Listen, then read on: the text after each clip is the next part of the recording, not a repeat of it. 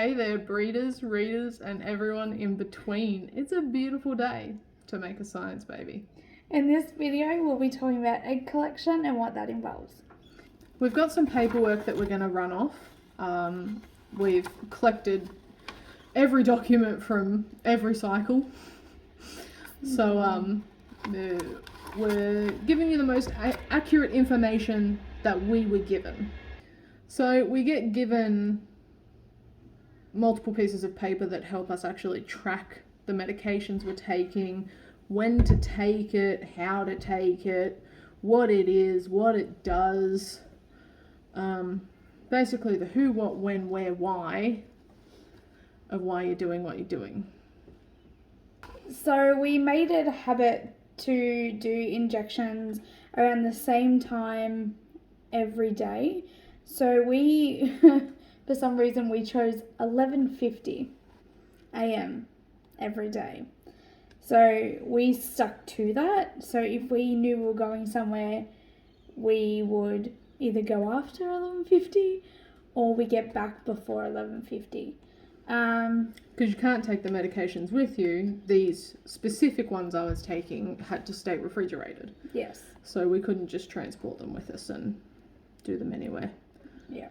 Which would have made life a lot easier. But life isn't easy if you have to do fertility treatment. That says it all. So after those ones, sorry, I am referencing, we then started on a higher dosage on the Bemfola needles. They went up to 300 unit size. I can't remember. So I think it was 2 days before we were due to do egg collection. We did what they call a trigger shot. So a trigger shot is where you're basically alerting your eggs to get ready to deploy. So that was the best word I could think of, because they're going into a long journey. You want your eggs to release from your ovaries into your uterus to get fertilized. They're on a journey. They are deploying. So on a mission. They are. So to the great south. We kept, and one of our things, I collected a lot of the needles over time. I actually used the needles for one of my uni assessments, which I can talk about in another video. So this isn't the exact needle, but it is very similar to what the trigger was. I don't know. It's in plastic. So this needle was taken on one of the last days, along with the big needles that I was taking leading up to the egg collection. This is somewhat similar to what the trigger shot looked like. So focus here. I don't know if you can see it. It's not going to focus. No, not really. It's frustrating. It's just focused. I'm not going to take the cap off because you have to wriggle it off, and then I'm probably going to stab myself, and I don't want to do that. And then with that one, we did a trigger shot, which you take literally 36 hours before egg collection. So with that, that's when your eggs do deploy. So, ready for launch? Yeah, so literally 36 hours after that is when we do egg collection. So for the most part, egg collection is a fairly simple but very uncomfortable procedure. So it's very invasive. Pretty much what happens is you go in, you've been taking all these medications to prep your ovaries, and then they take you in, you sit on a chair. You've got two different options. This is just my personal experience with how the road I went down for egg collection. So the two options that were offered were to be knocked out or to have the green whistle and be awake for the procedure. And so I chose the green whistle. Green whistles are fun, taste horrible, but yeah, so had to take that for a little while beforehand so it had time to kick in. Then they start the procedure. So one of the things that happens is you get an internal ultrasound, and that's kind of like a big wand sort thing. It's got a tube attached to it that has a needle through it. So they come up, this is around about your cervix. So they don't go through your cervix, but they go up, push against the wall here, and the needle goes through the wall and up straight into your egg sac. What's it called? Ovaries. Ovary, that one. Good. I'll attach We'll attach a photo so it makes sense. Yeah. So they'll go up, do that, take out whatever eggs they can. It's kind of like a vacuum type. Yeah, it's like a vacuum yeah. tube. And you felt it a little bit, didn't you? You felt Got little pinches. Yeah. But as soon as I started feeling things again, I was like, another green whistle. But they collect all of the eggs. They don't leave any behind at all. Yeah. So after they collected all the eggs, from one ovary, they come back down, go back up into the other ovary, collect everything from there. After vacuuming all of those up, that's pretty much end of procedure. It's just very invasive and uncomfortable because of the needles, and I personally got cramping afterwards and a lot of discomfort. And some people after the procedure end up with something called OHSS, ovarian hyperstimulation syndrome. So it's a reaction that some women have to the excess hormones. Usually occurs in the women who are taking the injectable hormones, and it pretty much causes your ovaries to swell and they get really, really painful. Yeah. Yeah. But once after egg retrieval, you do, it's basically like a surgery, like it's day surgery where after the procedure, you will go into recovery for, I think it's how many, I think it's like an hour maybe. Yeah, their recovery room is pretty much the waiting room. And you have a heat pack and some water. You got to sit there to make sure that nothing drastic happens, no heavy bleeding or anything like that. And from there you get picked up by your loved one or yourself, because that's just how some things go. Although they do recommend that you do not drive after that procedure. Yes. So I drove home. I'll stick to picked up by a loved one. I drove very carefully home. Speed bumps hurt. Feel everything. You know when you need to go to the toilet really, really bad, and then you go over speed bumps and you just feel everything so much more? Yeah, it was like that. But then after that, we got home. We ended up going to bed, even though it was like the afternoon. We were like, we're going to have a nap. We ended up sleeping, and then I think it was because we kept up with, regular pain medication, like just to, ease the discomfort feeling after that procedure.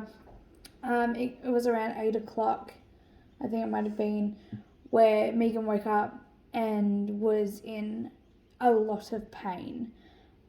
So from there, we thought we would go down to our doctor down the road. They're open later.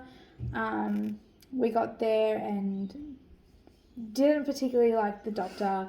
That was the only doctor that they had on. So we started driving to the other medical centre that was open later. Of course, I was driving. On our way there, I had to pull over. Megan could not be sitting in the car anymore, and I had to pull over, and the moment I pulled over, the door was open, and I chundered everywhere. That's what happened. I started feeling really, really sick, was in a lot of pain, and just... Yeah. Thank goodness I get warning signs for vomit. Yes.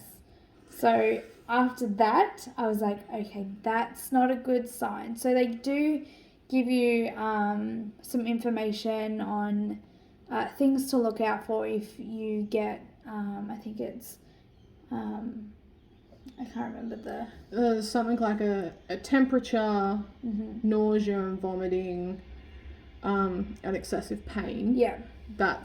I think that's where they draw the line and say go to the hospital. Yeah, you're to go to the hospital straight away if you've got any of those symptoms. Because you don't want to risk OHSS. So I said, right, finish chundering, get back in the car, let's go for the hospital. So I literally reversed and did a U-turn and drove straight to the hospital. And they say to, when you get to emergency, say, I've just had egg collection and blah, blah, blah. And apparently they should know what to do from there. Our hospital... We ended up really, really lucky and nobody had any idea what we were talking about. No idea at all. So we, just had to kind of go with the flow. We stayed there on pain medication and then left without a sound. Yes. But then all was well by the next day. We just kept on bed rest for a bit. Well, I didn't, obviously, but I was catered to my comforted. every whim. Yes. So, and we were kind of okay by then. So after egg collection, you do get updated along the way. So with having started IVF, we did have to buy more sperm. So we did have to buy another donor because... The initial donor wasn't available anymore. So the one we used for IUI was no longer available. So we ended up finding another donor who was much more like me, more than the first one that we chose. And at this rate, the price of donor sperm had gone up to $1,200. So we managed to get that and paid for that, reserved it and whatnot. So then we did a thing called ICSI, and ICSI is where they actually take like the syringe, catheter, I don't know what kind of needle it is, and they put it straight into the egg and they put the sperm into there. That is one way of doing it. There's another way of doing it where they it's called Battle of the Wits. Not officially called that, but they put the sperm into a petri dish with the egg, and the winner's the winner. Yeah. So if it finds the egg, it does, but if it doesn't, it doesn't. So yeah, we did ICSI, and it was kind of more of a faster process. We had an update. So with all the updates, it ended up being a week-long process. Yes. So update 1 was on the same day, and that was telling us how many eggs had been retrieved. Which was a great number. Yes, we were very lucky on that front. It was 21 eggs collected. Yep, 21 eggs collected, and then by day 3, 17 had been successfully... Sorry, day 2. 17 had been successfully fertilized. Mm-hmm. Then day 4, we still had 17 at the time. But by day 5, which was the final day, we ended up having 13 successfully frozen embryos. So they were at the blastocyst stage. I can again put in some lovely diagrams. to explain what the blastocyst stage is. And how it gets there. Yeah. But, yeah. So having 13 embryos frozen is a fantastic thing. And so a very basic rundown of an embryo is just a fertilized egg. So it's just the egg has accepted that sperm and it's started progressing into a human. But, yeah. We're very, very, very lucky with the number we got. Absolutely. Absolutely.